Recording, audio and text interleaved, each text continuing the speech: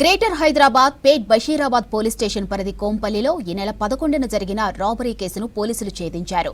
కోంపల్లిలోని లక్ష్మీ కిరాణా షాపులో యజమాని సాయిబాబాను తుపాకీతో బెదిరించి 4 లక్షలు దోచుకెళ్లిన నలుగురు నిందితులు మహేంద్ర ఖాన్, రాహుల్ ఖాన్, దీపక్, అశోక్ పవర్లను పోలీసులు అరెస్ట్ చేశారు.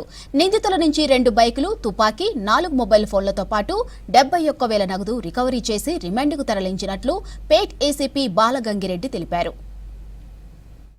ఈ నెల 11వ తారీఖున రాత్రి 10:36 సమయంలో కొప్పల్లిలో సాయిబాబా అనే వ్యక్తి కిరాణా షాపు బంద్ చేసుకొని ఇంటికి పోదాం అనుకున్న సమయంలో ఒక వ్యక్తి హెల్మెట్ పెట్టుకొని వచ్చి ఆయన్ను ఒక బొమ్మ పిస్టల్ లాంటిది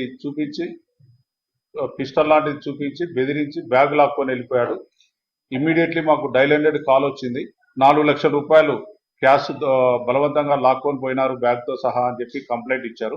దగ్గరలో ఉన్నటువంటి సీసీ కెమెరాలు, టెక్నికల్ సపోర్టు అవన్నీ చూసుకుంటూ పోతే వీళ్ళు దగ్గరలో ఒక కిరాణా షాప్లో ఒక ఫోటో వచ్చింది. ఆ ఫోటో ఆధారంగా వర్కౌట్ చేసుకుంటూ పోతే 4 నేరస్తులు దొరికారు. ఈ 4 నేరస్తులు రాజస్థాన్కు సంబంధించిన వాళ్ళు. వీళ్ళల్లో ఒకరు మహేందర్ ఖాన్, ఇతను రాజస్థాన్ జాలూర్ డిస్టిక్ నుంచి వచ్చాడు. ఈయన హైదరాబాద్లో కిరాణా షాపుల దగ్గర మెటీరియల్ సప్లై చేసుకుంటూ ఉంటారు. ఇతను రాజస్థాన్ నుంచి రాహుల్ ఖాన్, రుస్తుమ్ ఖాన్ అనే ఫ్రెండ్స్ను కూడా ఇక్కడ తీసుకొచ్చి ఇతనితో పాటు పనిచేయించేవాడు. వీళ్లకు ఈ కిరాణా సప్లై చేసే సమయంలో దీపక్, అశోక్ పవార్ అనే వ్యక్తి పరిచయమైనాడు.